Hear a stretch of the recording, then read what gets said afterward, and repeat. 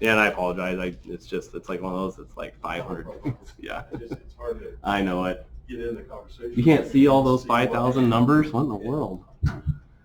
Go vision. Yeah. Yeah. No problem. Okay, you ready to move on to the next item? Yes, sir. Yep. Kind of wrapping things up. The electric rate reduction.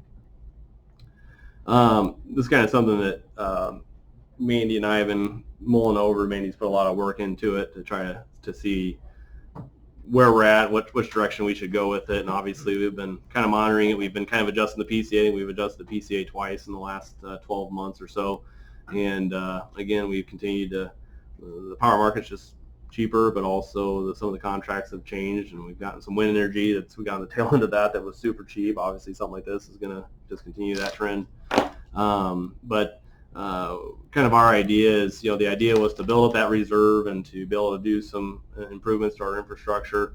I'd say the reserve goal has been met. We're sitting really good on that for any of those big projects. We've been able to do some infrastructure work. We can do more, and it's really just keep making sure we have enough manpower to make it happen, and that can be challenging sometimes. But we've spent money and done some things to continue to improve our grid. Obviously, some of that's just great employees, great awareness, and doing some adjustments that we've had a lot more stable power grid than we've ever had. But we just felt like maybe kind of the idea would be, again, just to kind of phase into some of those. We don't want to do anything drastic, but about 5-6 years ago we kind of did a couple steps up to meet those goals, and maybe kind of reverse some of those steps. So again, we're about the second quarter now, into the second quarter. So it's about time we kind of did the PCA again earlier this year, and it's still working correctly and doing well. And so maybe it's time to kind of reverse that a little bit. Let me get that spreadsheet up here. I'm going to zoom it in here. Okay. It's kind of what Mandy did, was just kind of took the basically the 2019 rate structure and stepped it back to the 2016 rate increase. Is kind of what that word was. Yeah, I think that's when that the last phase of the previous actual structure increase was. So this is different than the PCA. And so kind of what she did was just kind of go through there and then said, hey, if we bump that back, what's that going to look like for revenue for the various rate buckets that we have? And again, these aren't going to be drastic steps, but again, if we can slowly ease into it, we're going in a direction that most of the time it seems like it's going up, and we're trying to go the other direction prudently. So I guess we'll get down to the bottom line results, and what that looks like is just that simple move. If everything's apples to apples, again, this is 2019 dollars. It'd knock about $130,000 of revenue out of the electric fund. But again, we've been really aggressive in how we set up our reserve, again, for that infrastructure improvement, the poles and the lights and the power plant and transformers and trying to move around different grids, obviously trying to invest in employees and those types of things. So really by doing this, we're still going to be theoretically have a healthy margin in there. It's just going to eat into what that reserve would be. But kind of like I was telling Mandy, that reserve number, which is right now between the two accounts, is about 6 months worth of expenses. So it's about $3 million. That reserve number to me is kind of zero. So to me, it's kind of managing it to that. So again, we can kind of step into it this way. Obviously, it makes it a little bit more interesting right now because of COVID. The COVID situation, power usage is just down, quite frankly. Now, again, that might change, especially this week with it being 950 degrees outside. But just people, school's been off for 3 months, and college has been off for 3 months, and some of those things. So we want to be cautious with this, but obviously we're set really well where we can do this. It's a good time to continue to step that back because we've made those moves and are able to in kind of a step manner. So we go with this quarter, see what it's like, and again in the fall quarter we can look at it again. If we want to go even further, then we can do that. So again, nothing extremely drastic, but I just felt like it was a good step. Again, that kind of net margin is just basically adding back in that reserve. to get our net expenditures, because it's really not an expenditure to our it's an expenditure to our own self. So what does that look like as far as our expenditures? So as you can see, we still have plenty of coverage in there, and again, room to where we can continue to potentially move that back if everything keeps holding true with everything. So basically what I would do is probably bring that as an ordinance the next meeting if you guys are comfortable with that, and propose that we would implement that, and it would probably be implemented for one of the upcoming billing cycles. Yeah, Tom? Yeah, we've obtained this $3 million, just kind of for a historical fact. Yes. What was our low when we kind of? $400. $100. 400. 400, yeah. So $400. So we, the governing body and through the staff has brought us, and we worked that up to $3 million. It's touch and go with a lot of law. And I think the important thing to remember is, that's, I mean, we can't insure poles. We can't insure a lot of that grid and the infrastructure. So that's really kind of our rainy day self-funding of our own insurance to make sure if something big happens that obviously we can do that. I mean, heck, even Manny was telling me the other day that, like a oil exchanger on one of the power plant engines, I mean, that got shelled out a couple years ago because of something that was like $75,000. You know what I mean? So the stuff's big and expensive, and it also allows us to invest and fix stuff without having to think about it. So obviously 400 is not prudent, but we don't want to just continue. We need to kind of make sure that we got those savings in line now. We've got that backing and that cushion that we start spreading that back out to everybody. So. Well, when you put things in perspective for what the cost of the grid to replace the grid and what the value of that facility plus the water plant. A few years ago, I know I was told the number was like $31 million. So there's a huge investment there, and at $31 million and $3 million in reserve, it's like okay, it's a lot. But in worst case scenario, it would take a lot of money to get us up and going. So I don't remember how much when we raised it. What percentage are you talking for your average residential rate? It was like 3% overall. Yeah. It was a 3% variation. But it's in the current ordinance now, because it was one step. Yeah, and then we One did year, another. and then Yeah. it's another. I'll bring some sample bills of what that would look like for somebody. I think that'd be helpful. I'll kind of bring the progression For the with the even probably 2 years ago before we even started, what that's looked like over the last I 2 can years. send you that if you want. Yes, but I'll compare it to even before that. So yeah. When did you say that would probably start to be seen on the actual bills? Well, if we pass it in June, June 17th, it'd be their August 1st, their August bill, because that would be the June to July. Sounds good. It's kind of great that we finally got to that point. I don't think a lot of communities are able to do this at this time. It's the right direction. Anything else on that, Jason? No, sir. Okay, well, thank you. Next item on the discussion is mosquito treatment. Yeah. So this is heck, I would say even last year with the really wet year that we had, I probably had the first year didn't have too much about it, but last year I had a lot of complaints about mosquitoes, and obviously we have a lot of low-lying waterways, and like we've always had people ask us to spray the Chautauqua Park, especially when they did the Relay for Life and that thing. So we've kind of dabbled in it. I'm always nervous to do that because we're not really set up or equipped to do that. But anyways, the sports complex, all those types of things. So I had Jesse Mudd had approached me about a week ago. He's kind of getting into that arena, and he's been certified and licensed, and he can speak to that here in a second. But so he has the ability to do it, et cetera. So again, I kind of look at this as a couple different tiers if we want to, or however we want to tackle this, or if it's not. Again, that's kind of why I brought it to you. It's probably within the, from a cost perspective, it's kind of within, what I can approve, but I felt like this is kind of a step, I went a step for Beloit because I don't know if Beloit's really ever done much of this or not, but there's a couple ways, a couple things that are part of this I see as potential tiers if we want to step into it. First of all, the drainage ways and the stagnant water. We dabble in it. Again, we do some stuff. If people complain, we'll throw, I don't know what they call them, but these little pills or whatever type things in in the water to help it. But as far as a dedicated, from especially those main drainage bases or drainage ways that we talk about, really treating those, because they're just a haven for it. And a lot of them obviously have gotten shelled out because of all the big rainstorms we've got, and they retain a lot of water. So that would be one part of it. The sports complex in the park, again, those are kind of what I've been used to doing in more mosquito infested areas of the country. Parks and sports, we do tend to treat those a lot more regular, just because kids and everybody else gets ate up pretty bad in those at times.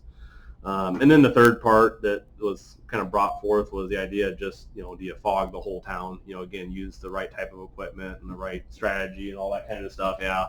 And do the whole community. And again, different communities have different views or perspectives on that. But I guess I don't know if you want Jesse or his rep to Jesse, talk a little you got bit some about it. comments? Who's the assuming that's the representative? Yeah, This is Scott. He's my Van Dees rep. He's out of Abilene, and he's been doing this since in the 1980s. But one thing that I wanted to touch base on that Jason kind of covered, I've talked to every community around us that's doing this now that I'm in the pest control business and doing the public health stuff. I've talked to our vets too, and they can assure you that the rise of the heartworm has been a tremendous rise in the last several years, and that's from a mosquito biting an infected animal and transplanting it to another. But one of the things is a mosquito has 4 life cycles. They've got the egg, the larva, the pupil, and an adult mosquito. Mosquito can lay an egg in stagnant water, and in 7 days, their life cycle goes on. You have more adult mosquitoes laying eggs. They're laying 500 eggs out there. I've got some sampling dips and stuff in what they call the old pumpkin patch off of some of those bridges that run through town, and some of the other culverts over by Logan and 7th Street, where I've talked to people. And you go at this time now where you don't have any rain, and they are just infested with mosquito larvae. So one of the things that we do is we put in a 150-day tablet. We have 150, 30s, and 90s, and that's a larvicide, so that's kind of, the mosquito doesn't have to feed off of it like some of the stuff that you buy at your local hardware stores and whatever. This is going to kill it in the larva stage, so it's never going to go to the pupa, to the adult stage. And one of the main effects is fogging, and Scott came in just to kind of talk about some of the chemical. He's done this for a long time. It's very, very effective. It's 4 ounces, using 4 ounces a minute, of active ingredient.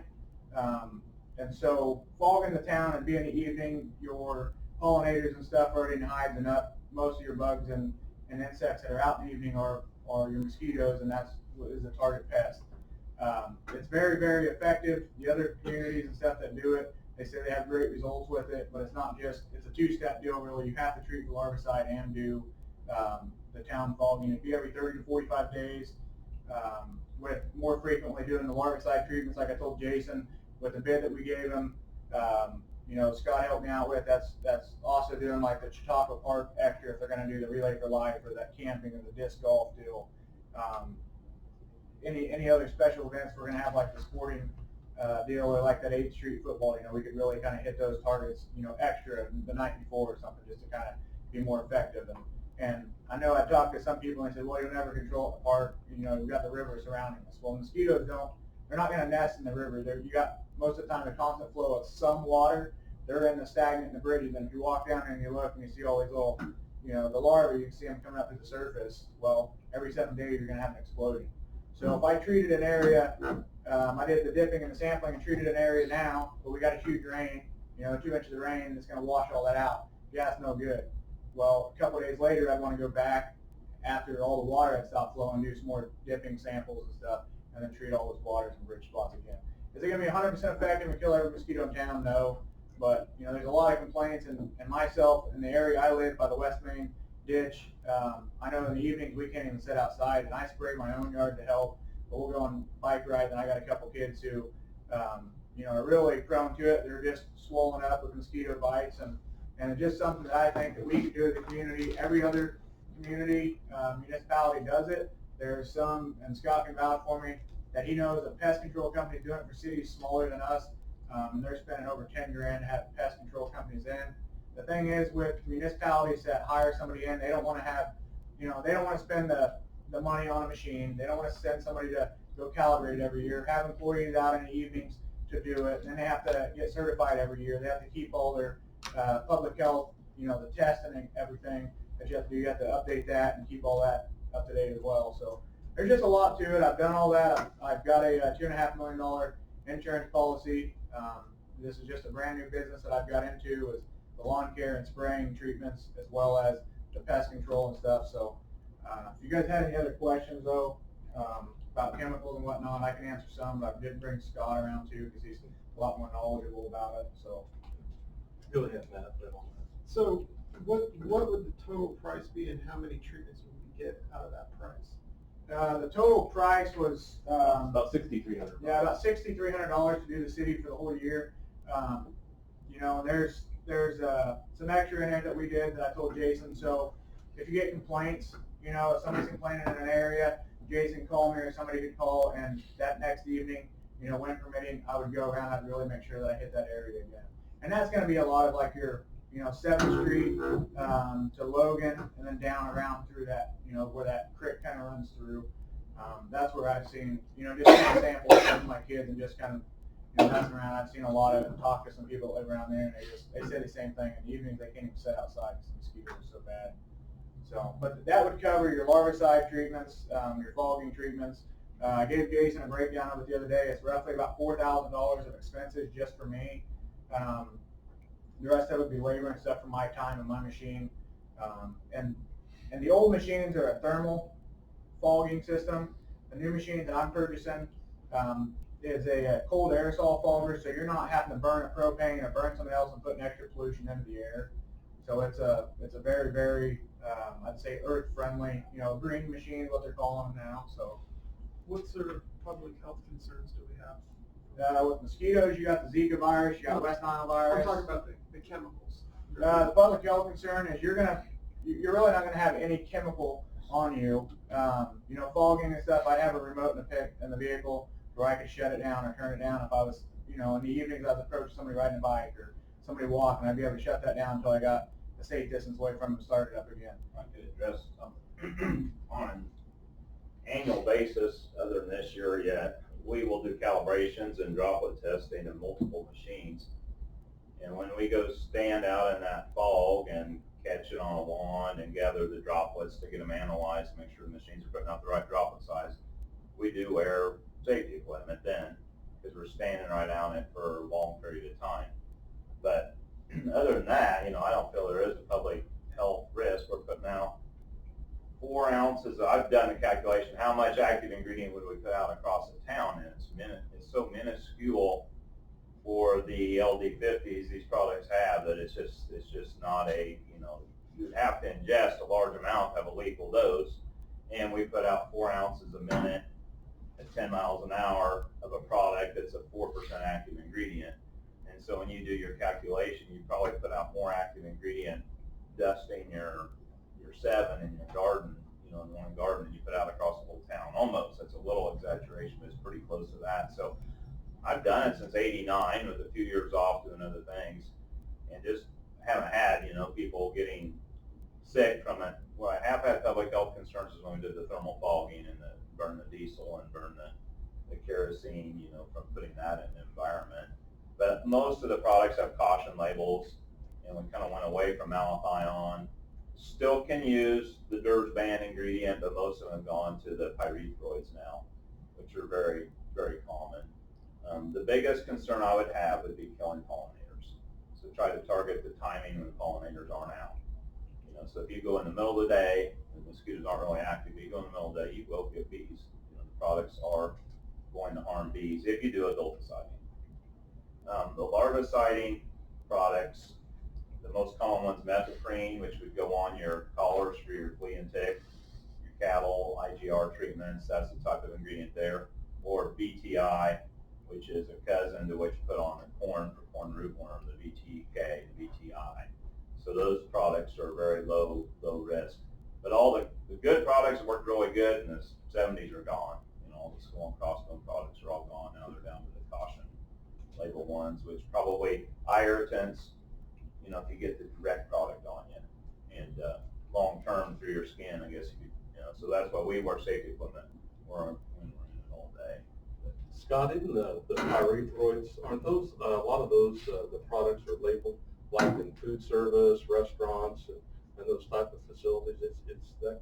Yeah, well, and then, well, I can't factually say absolute on that, but I know on when you get into like bifenthrin, which can be used, or in Tempo, I can't think of its name, but when you use those products for resting areas for mosquitoes, those products are labeled for food service and, like along your baseboard right in here. Pest control companies come in and use those. Would you be using the bifenthrin products? Not through the cooled aerosol generator, Yeah, but through a mist blower for a resting area. That would be something that I would do more as a, like I talked to Jason, I would use that around, like Chautauqua Park and a special event or something, or maybe in the ball fields. And I've got it's a ULV, it's an ultra low volume backpack mister that actually, the product I use is Talstar, and it's more for attacking the mosquitoes and stuff. It's good for ticks as well in the resting areas. So like around the river where you got the taller grass, if, we're gonna have events or kids or something down there fishing or whatever, or the ballparks, I could get up and hit those areas better with the ULV backpack mister and have a lot more effect there, so. Would this come out of the general fund, Jason, or where would this come out of? Probably a combination of the parks and general fund type of stuff, yeah. Because, yeah. And you said 63 annual, but obviously if there's some special additional, that would. Well, we actually figured in, some special events and stuff there, so, I know we did like the Relay for Life, the disc golf, deal, and then there was, I think, an annual camp deal for like a AA or NA maybe down at the park that we do. So I did those, and then I did several like ball games and stuff too, just kind of hitting up, around. I know the golf courses, I think they're going to move forward with it. They've had a lot of complaints out there, so we'll be doing the golf course as well, and hopefully maybe like the fairgrounds there and special events, too. So out of around here, the only cities that don't do it is Osborne and Lebanon.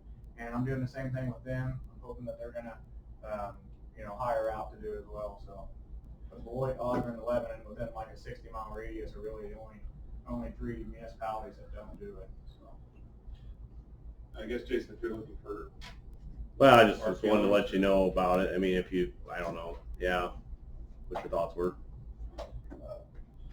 You say you throw some tablets out into the stagnant water, okay, and if it rains, you got to redo it. Well, what if it rains weekly and you're out there all the time chucking hockey pucks out into the water to kill the larvae? well, if it rains weekly, you want You know what yes, is that part of the $6,300, or now that's up to 5 treatments a summer? And No, that's where it comes back to the 7 day, the mosquito life cycle, it takes, I say 7, the book says 7 to 9 days for them to go from the egg to the larvae to the pupil. So if you're getting rain, today, and there's rain in the forecast for Saturday and Monday, where you got flowing water there, they're not gonna lay eggs in flowing water. 2, those eggs are gonna wash down to the river, to the inlet. So, like, say we got rain in the forecast for 3 days, and I had already treated, well, after the rain has stopped and there's no rain in the forecast for the next, 10 days or so, within, that 8 days, I'm gonna put the granules on there, either the bricklets or the granules that I would blow into the water, and that all goes by, square footage, how deep the water is, and calibration and stuff that I use for a chart for that, so. I guess I'd be for this if that's what you're looking for, Jason. I don't know what else. I'm kind of for it in that in my lifetime living here, I can't remember we've ever done it, and I'd like to know, just for my own personal knowledge, how much of an effect this has on at least a 1-year base trial run kind of thing. I have lived in places that have done it, and it can be considerable. A lot of it depends on how much rain and how much standing water you have in your community, but it was a fairly sizable difference one summer to the next when they did it up in upstate New York. So Last couple of years probably would have been a good time to be doing it, as wet as it was, all the stagnant water with the bridges and culverts. And me being from Smith Center, I had talked to their guy that does it. I did it with him, worked for the city of Smith Center when I was in high school, my sophomore and junior year. And he said I asked him about like complaints and letting, people know and whatnot. And he said the only complaints he gets from mosquitoes now after they do it is people calling and telling them, hey, you need to come fall. There's mosquitoes. We're sitting out on the patio. We got mosquitoes biting us. And so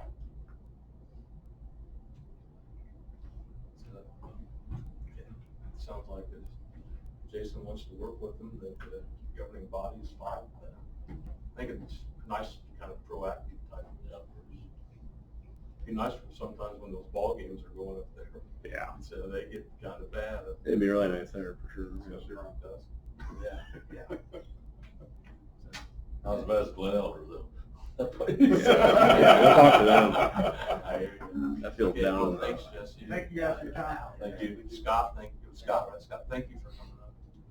Any other things this evening? Well, with that, we'll stand adjourned.